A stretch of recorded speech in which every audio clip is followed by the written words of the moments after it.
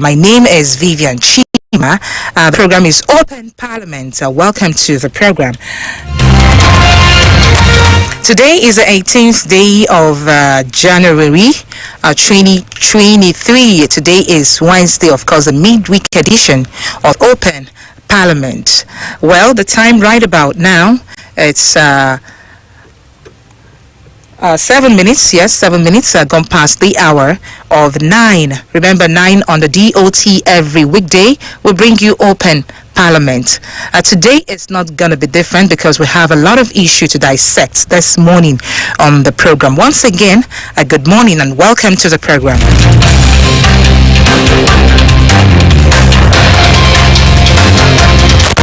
Well, I'm not alone in the studio. Of course, I will be having with me someone, a guest, but not physical right here in the studio. Virtually, we'll be speaking with him on the phone this morning. He is a regular guest as far as the Wednesday edition of Open Parliament is concerned. He is none other than a recipient of Zig's Award on Innovation and Creativity, a fellow of Ethical Leadership from the University of Nigeria and Nsukka, a Board of Trustees member of the All Progressives Grand Alliance, APGA, Interpol Systems Consultant and Security Expert. He's none other than Sir Chikwe Udensi.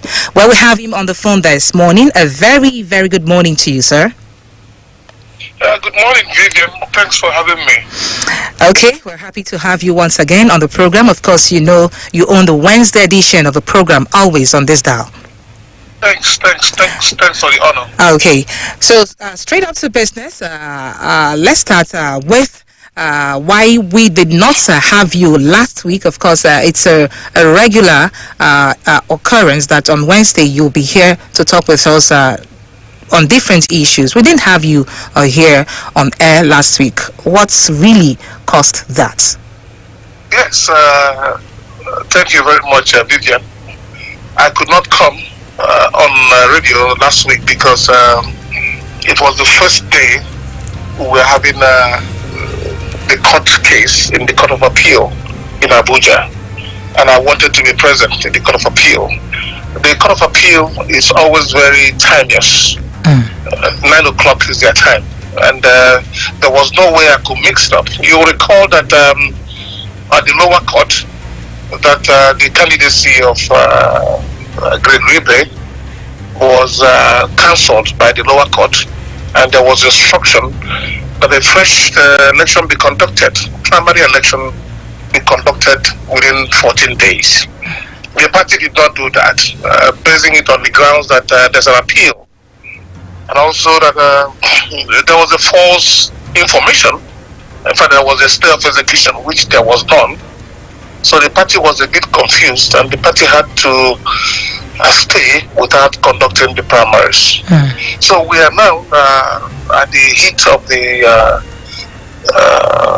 waiting for the judgment of the appeal court. Yesterday we were at the appeal court, and we are waiting for the judgment of the appeal court, and there was no stay of execution.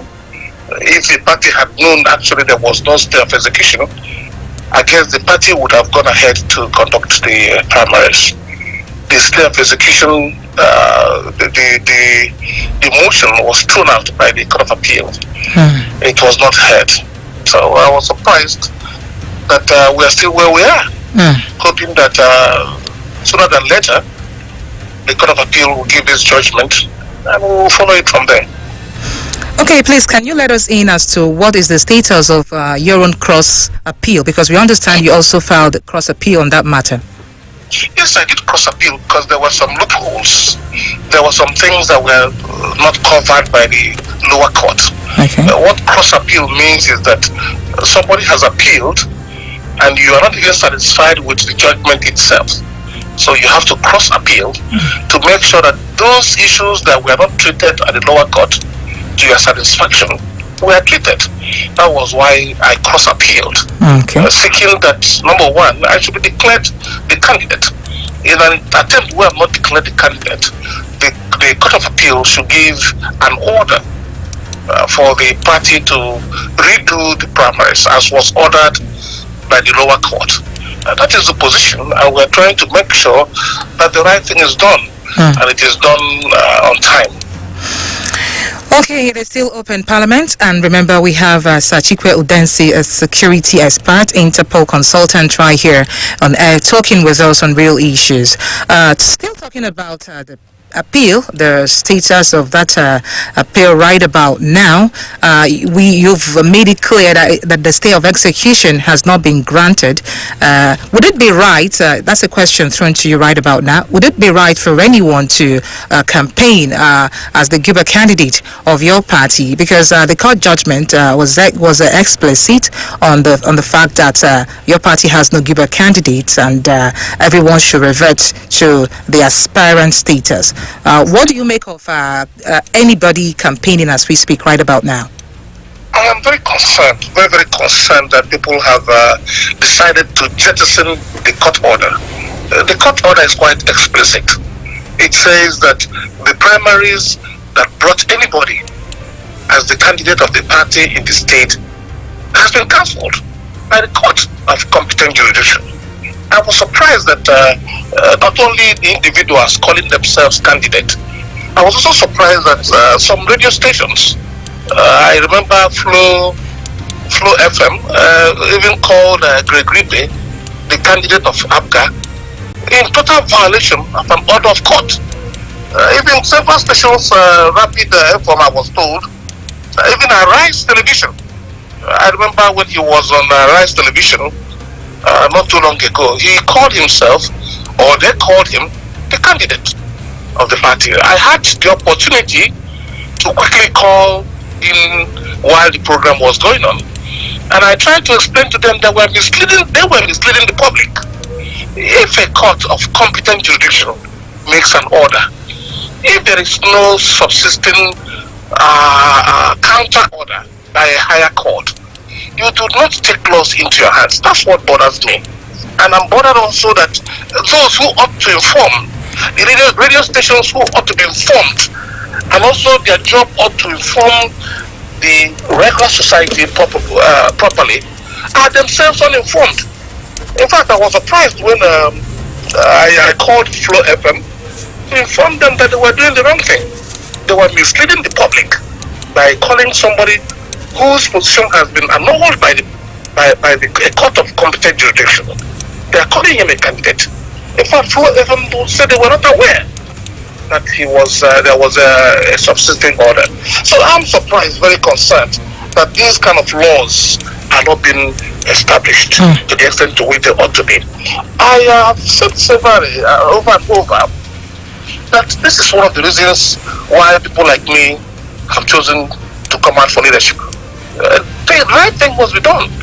If under my watch, any station, radio station, television station in Abia, not just referring to NBC, it is true that the National Broadcasting Commission, it is their job to regulate the operations of communication firms like you, but this state government must have to also show proactive measures, especially the communication ministry. We must have to make sure that in our state, the right thing is done. Laws are being taken into people's hands, and people are being misinformed. The lack of proper information is a problem to the society.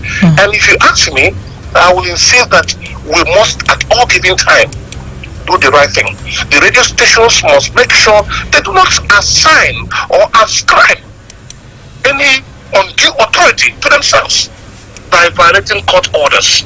The courts of competent jurisdiction have said that election, that primary election that brought Greg Ribe as a candidate, has been annulled until a fresh one is conducted, or until another higher court makes a counter order. We must have to obey the ruling of the Federal High Court.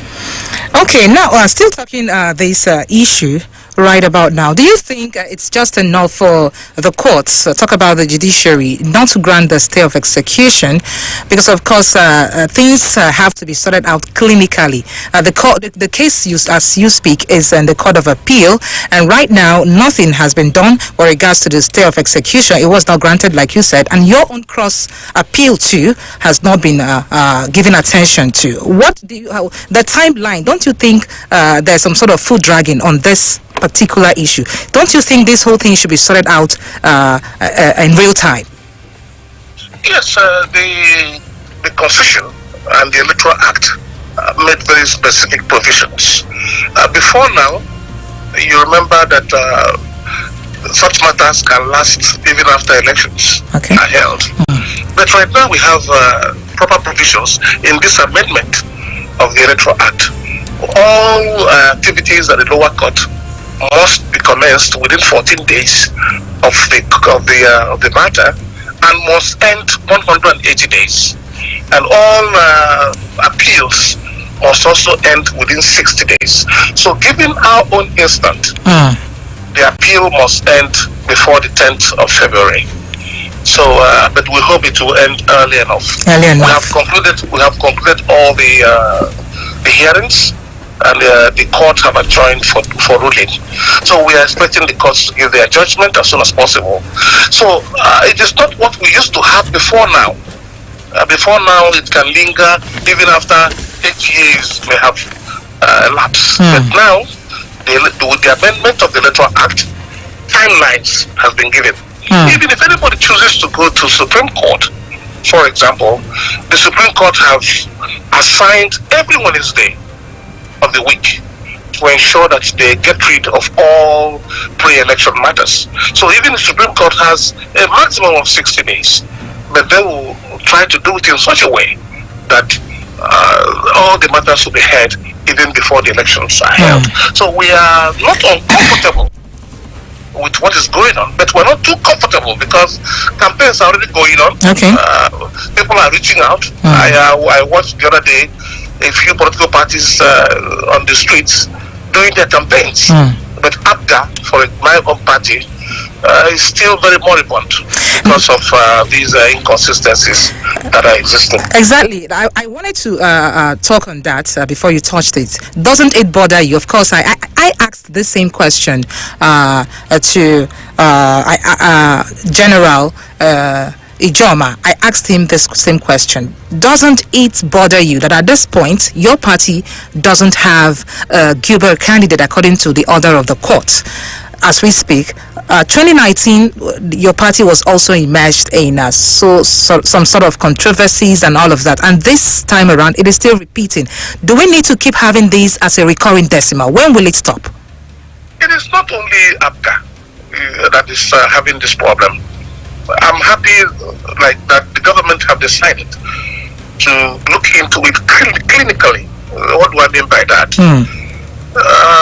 Before now, you know that after every primary, almost every political party will be engulfed in this kind of crisis, and it will last up till after the elections. But with the amendment of the Electoral Act, it has given us timelines and timelines. So these timelines are very clear and clearly stated. If you go outside these timelines, you are no more hearable. It will be time barred according to the law. But more importantly, you will recall that one of the times I've been on this station, I've emphasized on the need for us to extend, not only in APGA, in all political parties, there should be a further amendment of the Electoral Act to involve the management, would I call it management, to involve those managing the party management at all levels. We must have to have a threshold. We must have to have the basic qualification, the basic standards for whosoever that is going to be an administrator of party activities at both ward, local government, state, and federal. The problem does not necessarily have to do with the the federal. It has always been a local government, ward, and state problem. Every political party is currently in trouble. You know that even APC just finished their lower court and appeal court matters. They are now in Supreme Court. PDP, we are told that Samson Oji has also gone to appeal court on his own matter too in PDP. Almost every political party, even the Labour Party, there's also political matters. Right now, we are told that there are 380 political pre-election matters in court. And if you take a very clinical study of the problems, you will see that they are directly related, absolutely directly related to the incompetence of the management of those party offices at those levels I have stated earlier. We have very disturbing quality of people who are managing party activities at these levels. Their understanding of what management is, their understanding of how to make money, because it has boiled down to a money minting arrangement when every time they tell it is their season to make money, and whoever brings money is a cash and carry business. If you don't bring money, you end up in court. So that is the problem we have. We have advocated severally, not just through the media. I have written the National Assembly. I wanted to, by myself, initiate a private citizens bill in the House for the amendment of the quality of those that ought to manage and administer party activities at all levels, to make sure that we'll have quality people without records, without evil records. Because right now, if you take most of the parties right now, you see that it is unemployed people who are not just the only unemployed, but unemployable. They are mostly unemployable people that are all scrabbling to be at the helm of affairs at both ward, state, and local government levels. So we must have to have basic standards, because it's like they say in computers, it is garbage in, garbage out. If we don't put the proper people there, we're going to keep having this kind of problem. I have looked at it critically. I found out that most of the problems we have, not just in APGA, but in almost all political parties, they are directly related to the attitude and the quality of those who ought to be administering party activities at all levels of the administration. Not only in state, don't get me wrong, local government, ward, and also federal.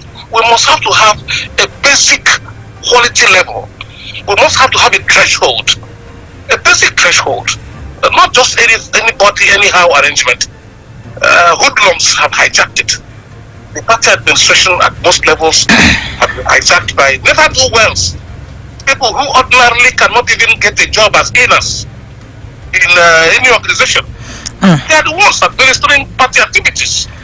People who have no records of proper administration are given such an enormous job of administering party activities. So what do you expect? You should expect that level of problem associated with it. And we're trying to make sure that this does not continue. As a private citizen, and my private citizen bill is going to be in the House, God willing, by the end of this week. And we shall pursue it to make sure that quality people are put into the administration of party activities at all levels. Party administration, quality people to man the activities of parties at all levels. Right about now, 25 minutes gone past the hour of 9. It is still open Parliament. Remember, Chikwe Udensi is still right here with us, though virtually.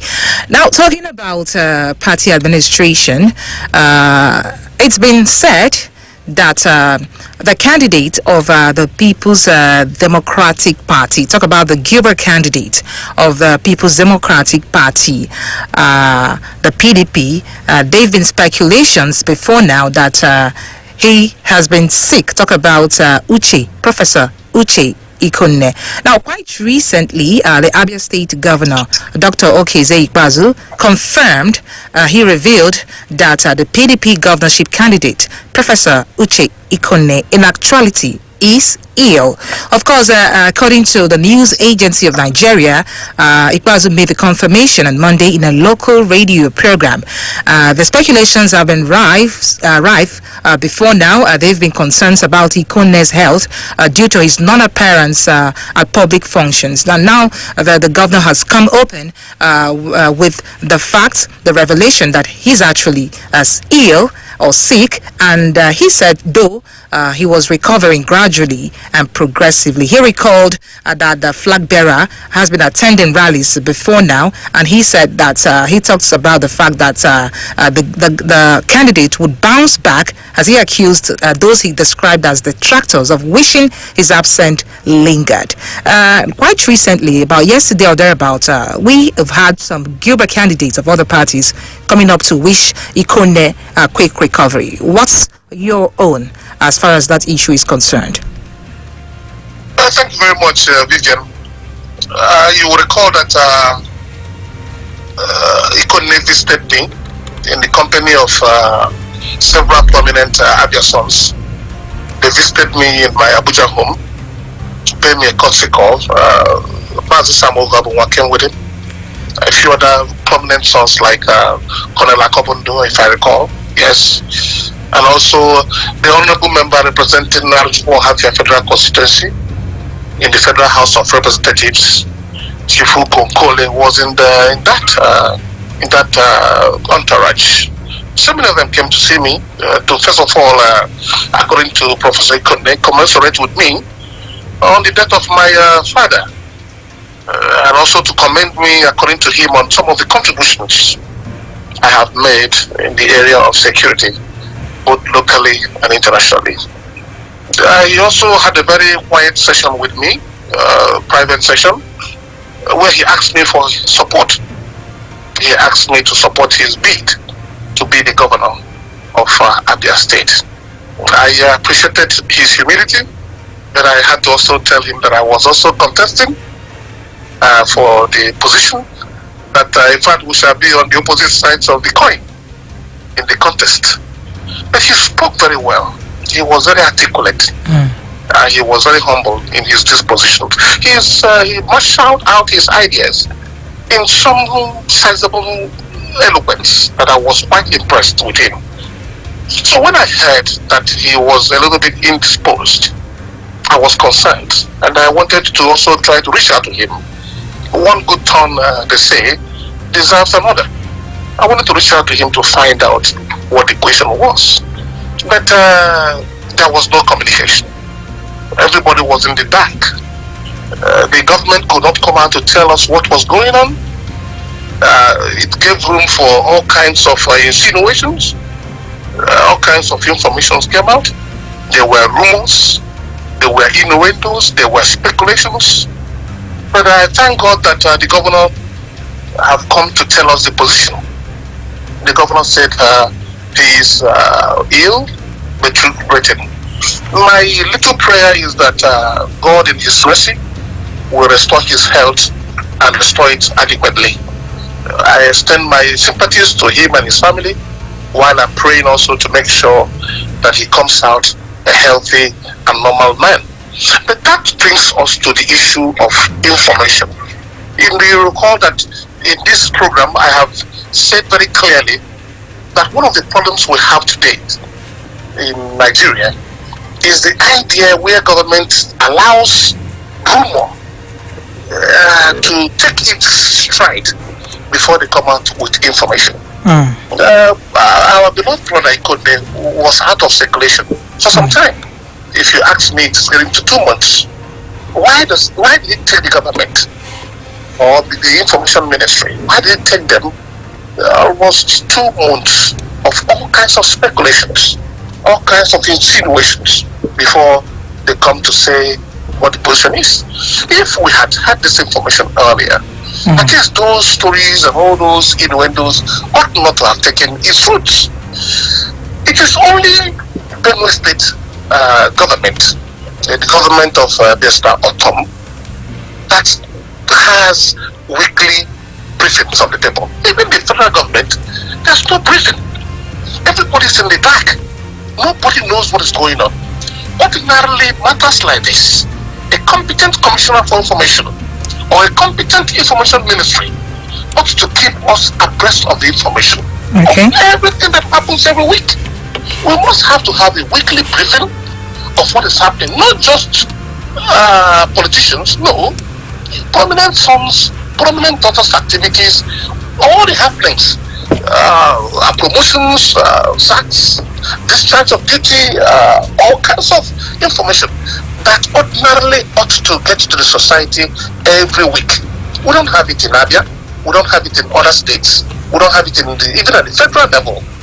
If you ask me, Mr.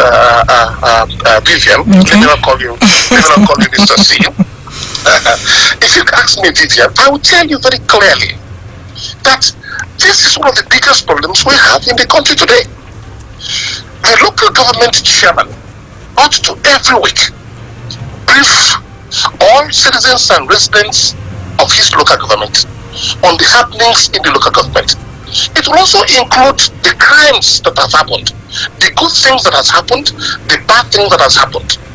You don't have to create a situation where there is no communication. The communication gap ought to be completely filled and kept straight. But it is not happening in Nigeria. It's unfortunate. So I urge government at all levels to please ensure that communication is straightened up to the extent to which it does not allow rumors, innuendos, and all speculations to take effect. Okay, sir. Quickly, can you pause your thoughts there quickly before you continue with that line of thought? Don't you think that the derision that is usually accompanied or associated with such revelations perhaps can lead to the hoarding of this information from the public? Don't you think that there should be some sort of change of mindsets on the side of the leaders, the led opposition, and all the rest of them? Sometimes when these revelations are made, or when people come clean with regards to what's happening in actuality, some sort of derision and jesting and all of that. So what's your take? Well, if you see what happens when you do not do that, worse things happen. So if you just oppose the advantage of talking to the people, don't allow rumors to take a stance. Rumors are dangerous. Rumors can create all kinds of ills in a society. And moreover, we are in the 21st century, for goodness sake. 21st century allows for freedom of information. You don't allow stretch of non-information to exist. If you create that stretch of non-information, something takes in. What takes in is called rumor, it's called innuendo, it is called all kinds of names. And if you allow that to continue to go on in a society, you will find that the society will be dysfunctional. A dysfunctional society is a society where information does not flow properly. But government should be able to flow information properly to allow rumor mongers to die. The society is filled up with people who are willing to say all kinds of things, even when the right facts are there. So don't create further information or further loophole for people to carry out their rumors. This is my thinking, and this is what I believe is better for the society. Better for the society. Right about now, 25 minutes to the top of the hour, 10 on the DOT will bring you the news. Remember, we're still with Sir Chikwe Udensi. He is, of course, Interpol Systems Consultant. He is a security expert. He's right here talking real issues with us. Quickly, before we go for a short break, just like I said earlier, sir, yesterday on this platform, we had General Ijoma, quite here, a month or thereabout from now. Of course, he challenged Professor Gregory Ibe to publish his certificates. I think you did that challenge. You talked about the fact that Professor Gregory Ibe doesn't have the right credentials and all of that. And he talked about the fact that Professor Gregory Ibe should take you to court if what you said was not true or was cooked up in actuality. We want to know the status of that challenge right about now. Have you been sued to court? So who will sue me to court? Nobody will sue me to court. In fact, Vivian, the truth is that I did not initiate this. I did not even know that Professor Greg Ribe had problems with his documents. It was him, General Ijoma, and the Chikwe Uwa that filed in their court papers. They filed it in their court papers, saying that the document, especially the school certificate presented by is forged. So when I heard that, well, typically you have to expect that someone like me have to do the proper investigation.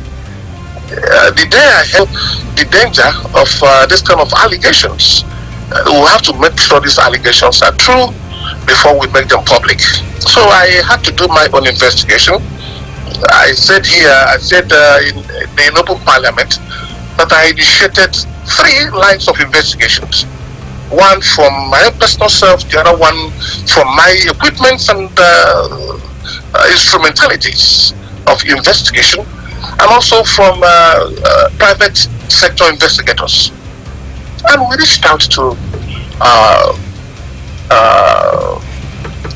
WAEC to find out if the allegations raised by General Ijoma in his court papers and the Chikwe in his court papers too, if they are true. And we found that they were true. That in fact the certificate presented by Professor Greg Ribe is actually owned by Mr. Joseph Ibe. Joseph Ibe was born on 2nd of October 1971. We got all those information. Professor Ibe had his school certificate in 1993. But Joseph Ibe's school certificate came in 1992, almost 10 years apart from each other. So did you say 1993, 1992? 1992. Okay. Joseph Ibe's school certificate is 1992. Gregory Ibe's certificate is 1993. 1983. I'm okay. Sorry. So it's almost 10 years apart. But what he submitted, it's not Gregory Ibe's certificate. What he submitted, when we went through the serial number, the exam number, and we asked WAEC, who owns this certificate? The WAEC says that certificate is owned by Joseph Ibe. But it is written Gregory Ibe. So that is where the confusion rose. So we felt that we should do the right thing. But I remember that my friend and brother Greg Ribe, on a television program, if I recall, that would be Arise Television, he said that Chikwe Udensi is my brother, Chikwe Udensi is my friend. If Chikwe Udensi has got information, he ought to ask me first before going public. And I agree with him. I did not ask him. I didn't go to him.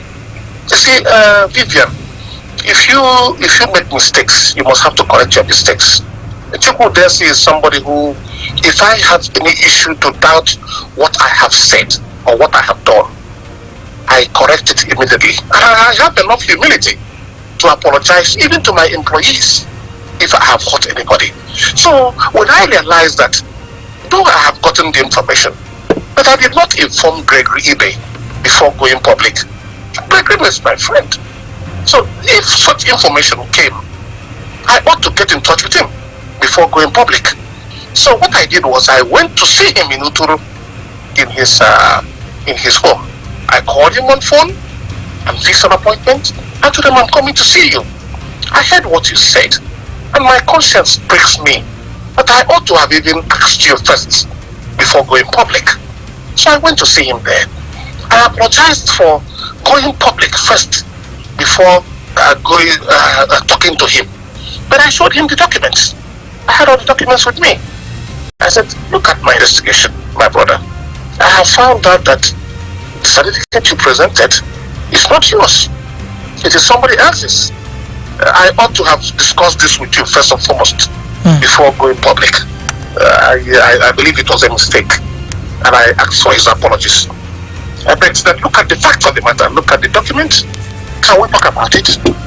Can you tell me, as a friend and brother, as a beauty member of ABGA, as somebody who is also contesting the election with you, what is the veracity of this document? Where are these documents from? Are these your documents? He told me that that is not his school certificate. He told me in no unequivocal terms, clearly, that what you have there is not my school certificate. So I haven't gotten that information. I don't need to go parading it everywhere, saying that he has agreed it's not his certificate. But then, what is the certificate? If you have one, show us. So the issue of taking Udensi to court does not arise, because Udensi did proper investigation. The only way I found that was not right was my inability to have communicated to my friend and brother. Or if he found something wrong about Chikwe Udensi, according to him, the first thing to do is call Chikwe Udensi, look at what we have found that is not right. So I agree with him there in absolute terms. He was absolutely right to show some resentment, to show some anger, but I ought to have asked him first before going public. And because I did not do that, I apologized to him. But then I showed him the documents. Having apologized to you now, look at the documents. Look at what we have. What is your take on it? Because I'm going to go further to find out why this happened. And also, I also informed him that I'm aware that a few people have gone to court on a criminal summons against him. In fact, I showed him a copy that was sent to me by one gentleman. This is a criminal summons against you.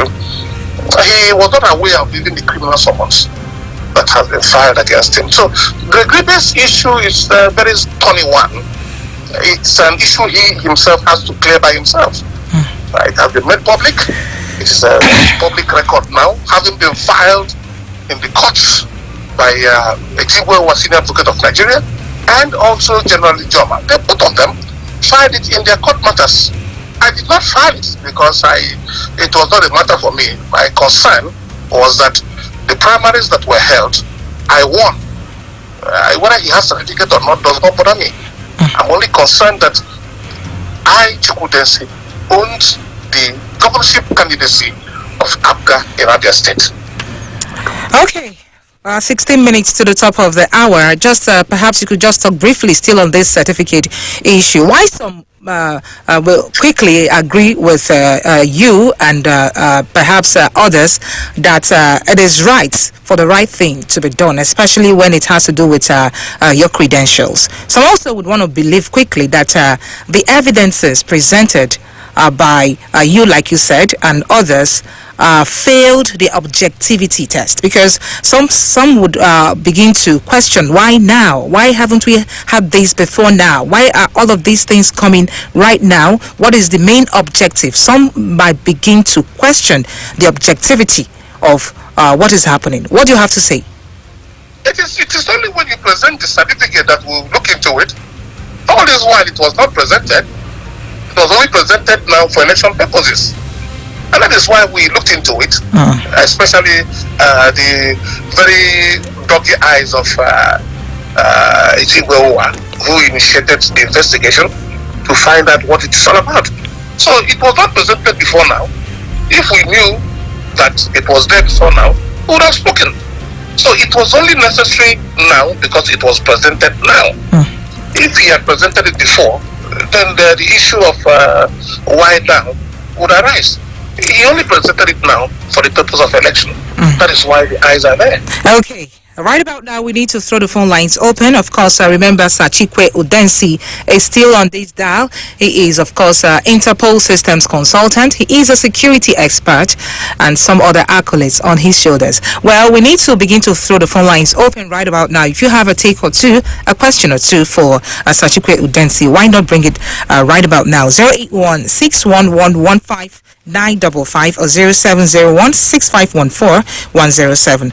Let's see who the first caller is on the program. Hello, good morning. Hello. Okay, we're still picking your calls. Hello, good morning.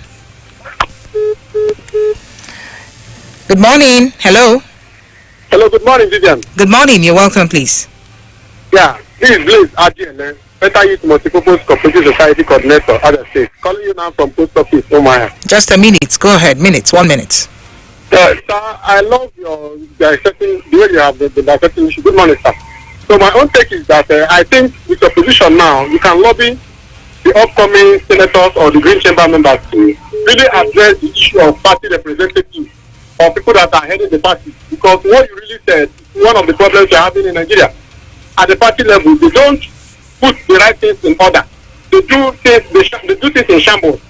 So I pray that you lobby through your influence and let us get credible people at the political party so that we can get credible contestants and credible participants in the elections next time. So that is my take. Okay, thank you so much. We'll have another caller. Hello, good morning. Hello, sorry. Good morning, you're welcome, please. Good morning, Honorable Manager. Go ahead. Yeah, I remember from Can you hear them, sir? Yes, I can hear you. Can you hear me? Go ahead. Yes, I can hear you. I remember Mr. from here in Omonachobo. Okay, go ahead. Yeah, as much as you have admonished one of our radio stations for them to have disseminated information that ought not to have by telling us actually that Greg is their candidate. Please, my question is this: Don't you rely with that station by saying your application has not been granted and that of Greg Ibe has not been granted, and nature doesn't accept vacuum? This nature doesn't accept vacuum. Don't you expect that the status quo remains by saying that the party has a candidate now until settled otherwise? May God bless you. Okay. So did you hear what he said? What was it he said? I didn't hear very clearly. He talked about the fact that nature doesn't accept vacuum. Perhaps the reason why some radio stations you mentioned are still ascribing the gubernatorial status, candidate status to Professor Gregory Ibe. He talked about the fact that the court has not granted the stay of execution and your cross appeal has not been granted as well. Yes, of course, both of us are all aspirants. We're not candidates. Nature, of course, does not allow vacuum. But the vacuum there is not a vacuum that you must create by yourself. What we are right now is aspirants. So you must have to give the appropriate nomenclature to whatever you want to say. What we have now is aspirants. It is only when the courts must have decided or when the party must have reconstituted a very competent electoral process to nominate the candidate, which is the only time you have candidate. Will you assume that you must call somebody a name? Why are we always interested in names? We should leave all those nomenclatures and put the things in their right perspectives. The right perspective right now is that a court of competent jurisdiction has given an order. Nobody is a candidate until after primaries are redone. If it is not redone, you can't make this assumption. You can't ascribe to yourself offices you don't have. Or maybe we can say that because maybe Igone is not in right now, somebody else should answer candidate. No. We must have to follow the rule of law.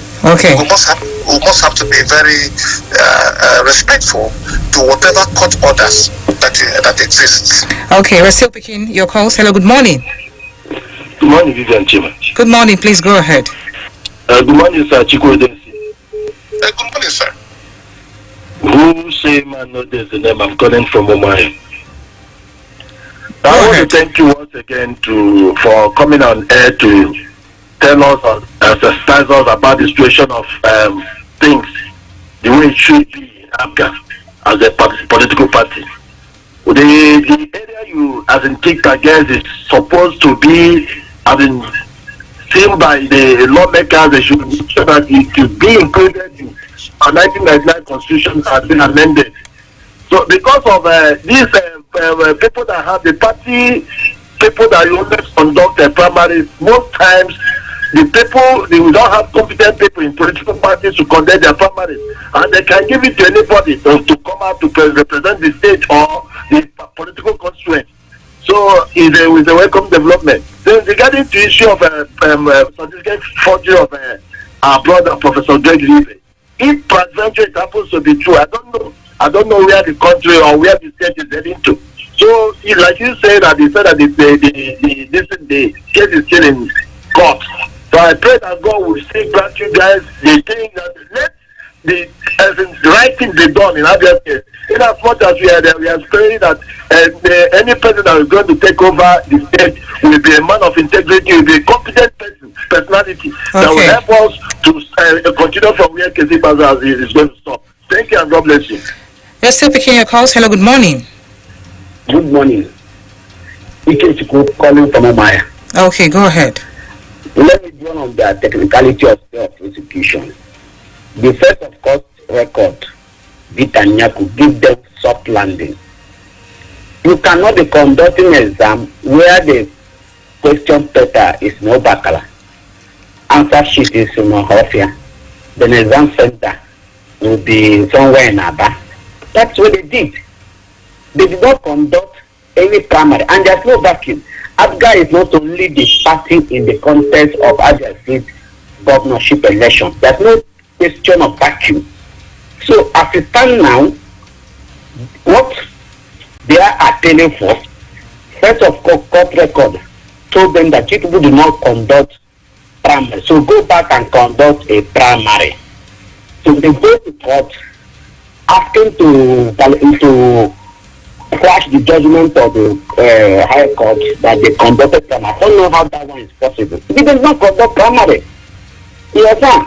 And the grace they gave them, soft land they gave them to go and reconduct that primary, have done. So Okay. I think court Thank you. may not be able to add any other date to you. Because the judgment is based on either I agree with the first court or first record, or I disagree, or judgment resolution that you don't have candidates. You know what I'm telling you? Thank you. Thank you. Thank you. We are still picking your calls this morning, perhaps a call or two, and we... hello, good morning. Hello. Good morning, please. Good morning, Jesus. Please, go ahead. A minute. Yeah, this is Marital online calling from Ogubele. Okay, go ahead. I firstly listened to Chief Udensi while he was talking about the element of the PDP aspirant.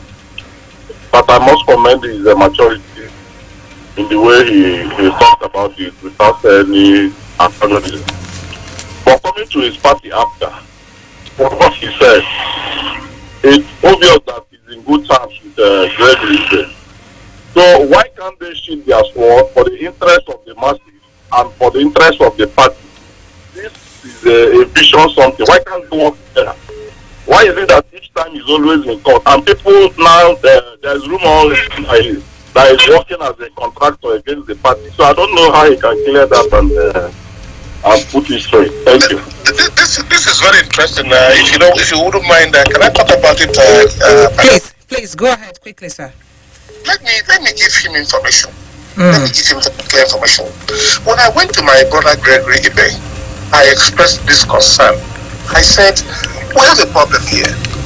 If you go as a candidate of the party, we're going to have a problem, because this issue of your significant inconsistency is not just the only issue.